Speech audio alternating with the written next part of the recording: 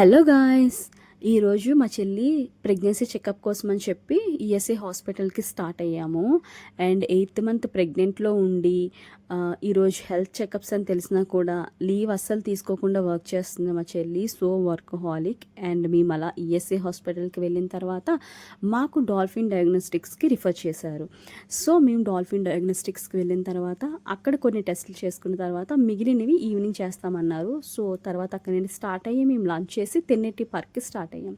ఇంకా తెన్నేటి పార్క్ వచ్చిన తర్వాత look at the view guys, beach view ఎంత బాగుందంటే అసలు అమేజింగ్‌గా ఉంది. ఇంకా మేము ఆ వ్యూ ఎంజాయ్ చేసాము. ఇంకా తెలిసిందే కదా మనకి వ్యూ బాగుంటే ఇంకా ఫోటో సెషన్ స్టార్ట్ అవుతాయి. ఇంకా మేము కొన్ని ఫొటోస్ తీసుకొని అక్కడ బాగా ఎంజాయ్ చేసాము.